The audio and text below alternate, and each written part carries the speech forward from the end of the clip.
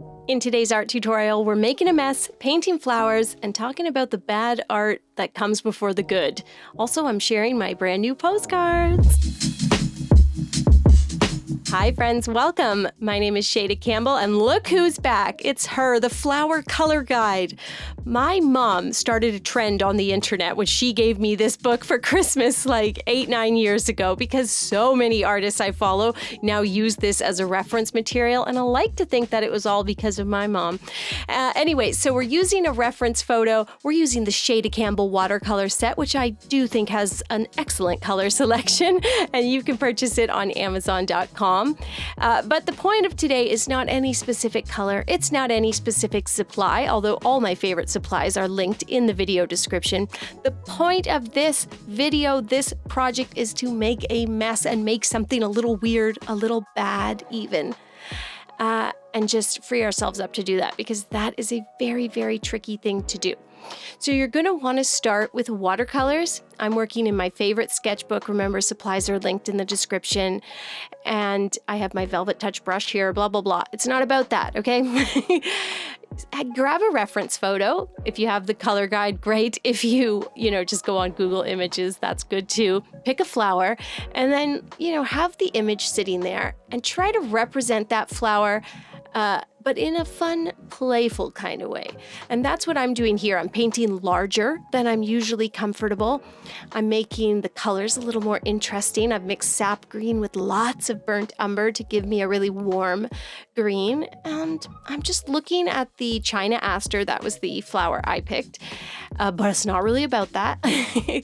And I'm trying to show, what the leaves look like and show the sort of general shape of the flower, but I'm trying to do it in a sort of messy way that just says, I'm having fun in my sketchbook.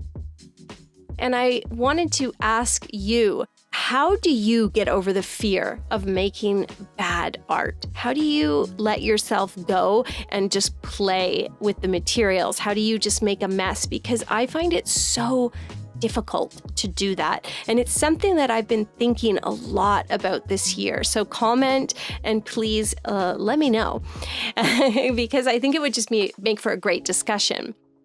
And speaking of discussion, this winter and this whole year, really, 2025, I've really been pushing myself out of my comfort zone.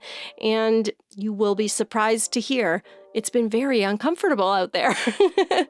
Out of my comfort zone is just not a comfy place to be, y'all. And so if you follow me on Instagram, you might have seen me talking about creating this series of postcards. I've worked on my architectural illustration a lot, and I wanted to do a series of postcards of my hometown of Stratford, Ontario, because it's a tourist town, and I haven't seen anything like illustrated postcards in the shop, so I thought it'd be fun to make them. Of course, I don't really do architectural illustrations, so I had to do a lot of practice paintings. And not only was it uncomfortable to sort of paint something and be like, oh, that's not what I was going for, but I just had this horrible sense of wasting time, wasting my time, wasting my husband's time. If I had childcare that day, I remember one day my mom came over to spend the day with Sully. That's my 4-year-old. He's 4. That's crazy. He just had a birthday. Anyways, my mom was babysitting and I spent the whole day painting, and at the end of the day I didn't like what I had created, and it just like when I tell you that I was upset, annoyed, those words don't even cover it. Like, I just felt so down. I'm wasting time. I'm not painting the way I want. I can't capture the style that I want to. And in those moments, it doesn't really matter if you tell yourself, okay, but you just got to keep practicing. All practice is good. Like, it doesn't feel good to make art that you're not happy with.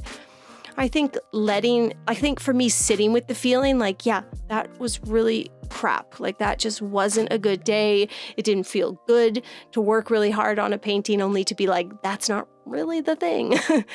That was like sort of helpful.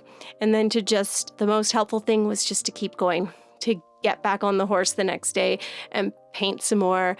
And maybe it gets a little better, but sometimes it doesn't. But the next day you do it again. That's what worked for me.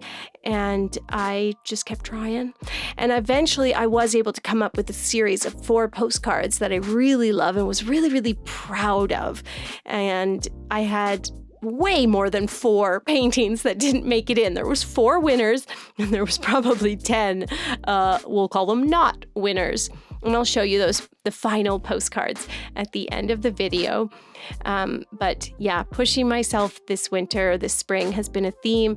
I've been painting more animals, more people. And even though some of those subjects I've taken a really playful approach, it's still been a little bit scary and uncomfortable. So comment below if you're there as well.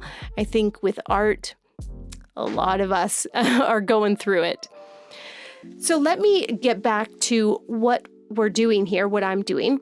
I picked 2 flowers, the China Aster and the beautiful Anemone, and I just did a really messy watercolor. When it comes to simplifying forms, watercolor is a great medium for that. You can kind of just put down some messy shapes and then let it dry, come back in with a colored pencil or marker, and those mediums are great for adding the detail. So that's what we're doing here. It's a really comfortable way, I think, to experiment because you get to be messy with your paint, which a lot of us are not as comfortable with a paintbrush in our hand, and then you get to play and add detail with the pencil or marker, which most of us are more comfortable with a pencil because we grow up holding a pen and pencil. And so the idea that you can still be comfortable and yet play and make a mess, I think that's what I like about this sketchbook practice. So I hope you'll give it a try. You obviously do not have to do the same flowers or use the same colors.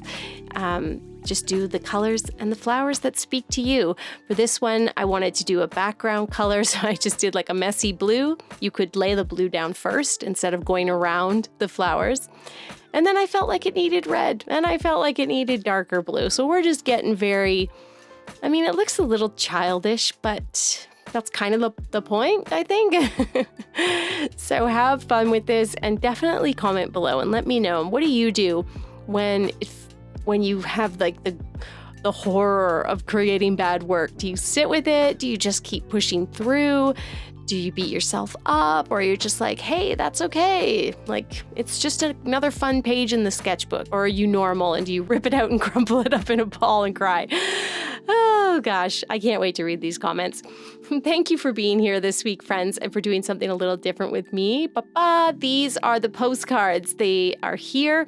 I just got them in the mail, and I've already found a bunch of businesses in my hometown to stock them. So exciting.